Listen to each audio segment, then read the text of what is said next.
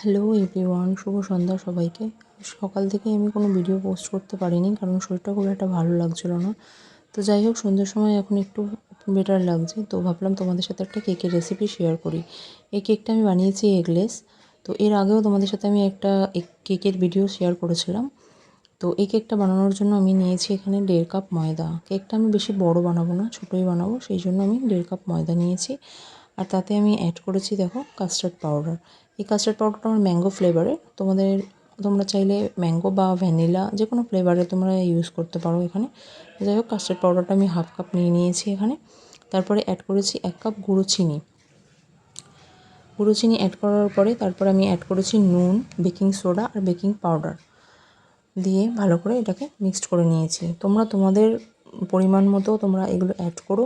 আমি এটা যেহেতু 1.5 কাপ ময়দা নিয়েছি, তো তোমরা যদি বেশি ময়দা নিয়ে করতে চাও বা বড় কেক বানাতে চাও, তাহলে তোমরা সেই পরিমাণগুলো বাড়িয়ে নিও।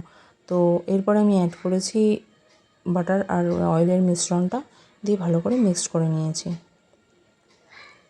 অনেকেই ডিম খেতে পছন্দ করে না, বা অনেকের অনেক সময় নিরামিষ থাকে, তো তখন এই কেকটা বানিয়ে সে খেতে পারে। তো তারপরে আমি ব্যবহার করেছি এতে 1 কাপ দুধটা দেওয়ার পরে তারপরে ভালোভাবে এটাকে মিক্সড করে নিয়েছি। দেখো ঠিক এইভাবে। তো মিক্সড করার পরে এটা এরকম কনসিস্টেন্সি রাখতে হবে, খুব পাতলা বা খুব ঘন এরকম হলে হবে না, ঠিক এইরকম টাইপের কনসিস্টেন্সি থাকতে হবে। তো তারপরে আমি এতে অ্যাড করে নিয়েছিলাম ড্রাই ফ্রুটসগুলো, যেগুলো তোমাদের এখানে দেখানো হয়নি।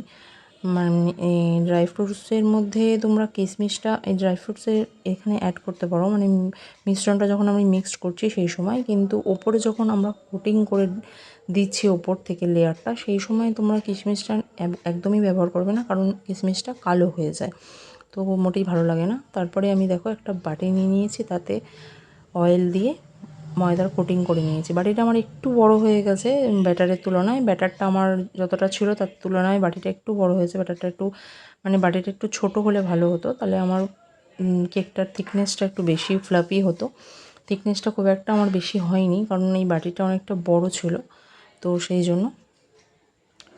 তো যাই হোক, এরপরে আমি এর উপর থেকে আবার ড্রাই ফ্রুটস ছড়িয়ে দিয়েছি।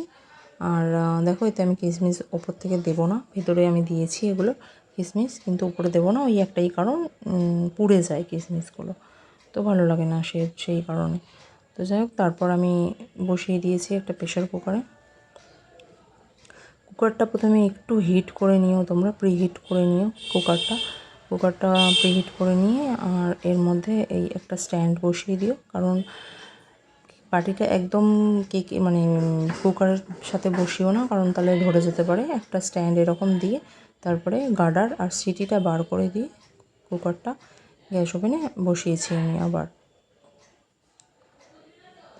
তো কুকারে মিনিমাম তোমার 45 মিনিট মতন সময় লেগে যায় একটা কেক তৈরি করতে, কারণ আমরা এটা সম্পূর্ণ লো হিটে আমরা এটা বানাবো। একদমই গ্যাসের ফ্লেমটা একদমই লো থাকবে। তো দেখো আমার কেকটা হয়ে গেছে। হয়তো ফ্লাফিটা খুব একটা বেশি হয়নি, বাট খুব ভালো টেস্টি আর সফট হয়েছিল কেকটা। তো ভালো লাগলে একটা লাইক করে দিও। টাটা।